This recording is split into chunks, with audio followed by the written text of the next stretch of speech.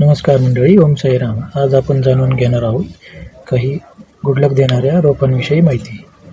आपल्यापैकी बरेच जण या रोपांविषयी माहिती असेल, परंतु ज्या लोकांना या रोपांविषयी माहिती नाही अशा लोकांसाठी आज आपण हा व्हिडिओ बनवणार आहोत. चला तर व्हिडिओ शेवटपर्यंत बघा. आवडल्यास लाईक, शेअर, सबस्क्राईब करायला विसरू नका. ही गुड लक देणारी रोपे तुमच्या घरात लावायलाच हवी. कोणती आहे अशी गुड लक देणारी रोपे? चला जाणून घेऊया आजच्या या व्हिडिओमध्ये.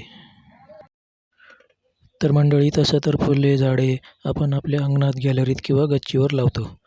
फुले झाडे अवश्य लावावीत. त्या फुलं झाडांमध्ये गुलाब असेल, मोगरा असेल, जास्वंद असेल, पारिजातक असेल, ही झाडे तर अवश्य लावावीत. वास्तुशास्त्रानुसार या झाडांना खूप महत्त्व आहे. आजच्या या व्हिडिओमध्ये आपण बोलणार आहोत गुड लक देणाऱ्या झाडांबद्दल. गुड लक देणारी 3 खास झाडे आहेत. फेंगशुईच्या वास्तुशास्त्रानुसार ही 3 झाडे लावायला सांगितली जातात. ती कोणती आहेत चला बघूया. यामध्ये सगळ्यात पहिले म्हणजे बांबूचे रोपे. कमी पाण्यात लावले तरी देखील अतिशय छान येते. हल्ली बऱ्याचशा दुकानांच्या काउंटरवर किंवा घरात हे बांबू ट्री आपण नक्की पाहिले असेल. बांबूचे हे छोटेसे रोप, छोटे छोटे बांबू एकत्र करून लाल धाग्याने ते बांधले जाते आणि हे बांबू ट्री अगदी कमी पाण्यात लावले जाते. हे एक इनडोअर प्लांट आहे. आता आपण या बांबू ट्रीचा नक्की उपयोग काय होतो आणि याची दिशा काय असावी याविषयी माहिती पाहूया. हा फक्त एक शोपीस नाही, तर ते एक गुड लक चुंबक आहे असे म्हणायला हरकत नाही. जिथे ठेवला जातो तिथे ऊर्जेचा फ्लो वाढतो.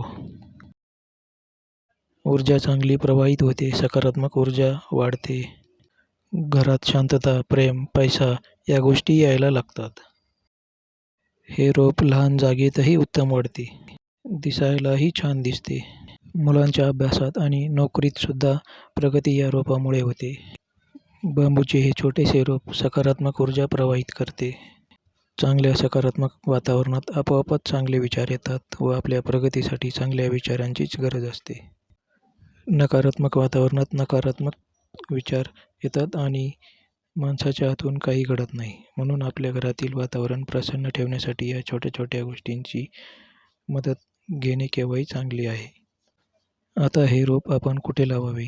पूर्व दिशेला किंवा ईशान्य दिशा किंवा घरात व्यवस्थित सूर्यप्रकाश येत असेल अशा ठिकाणी हे रोप लावावे. डायरेक्ट सूर्यप्रकाशाची या रोपाला गरज नसते, पण अगदी अंधारात नेऊन ठेवले असेही नको. आग्नेय दिशेला हे रोप लावले तर आर्थिक वाढीसाठी उपयुक्त मानले जाते. आता पाहूया गुड लक देणाऱ्या दुसऱ्या रोपांविषयी. एक शांत आणि सकारात्मक ऊर्जा हे झाड त्याच्या अवतीभोवती निर्माण करत असतं. आर्थिक अडचणी असेल तर हे झाड आपण अवश्य लावावे. उत्तर पश्चिम दिशेला आपली निर्णयशक्ती वाढवण्याचं काम याद्वारे केले जाते व पूर्व दिशेला आपल्या घरात शांतता आणि ऊर्जेचा प्रवाह अगदी सकारात्मक करण्यासाठी याचा उपयोग होत असतो. प्राचीन ग्रंथामध्ये याचा उल्लेख नसला तरी आधुनिक वास्तुशास्त्र जे आहे, जे ऊर्जेवर आधारित, त्यामध्ये मात्र या झाडाला विशेष महत्त्व आहे.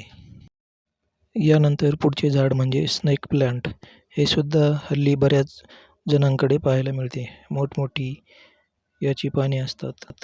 नजर दोष दूर करणारी ऊर्जा म्हणून हे झाड काम करतं. ढाल बनून हे झाड आपल्या अवतीभोवती काम करत असतं. आपल्या घरासाठी हे झाड एक नॅचरल सुरक्षा कवच म्हणून काम करत असतं.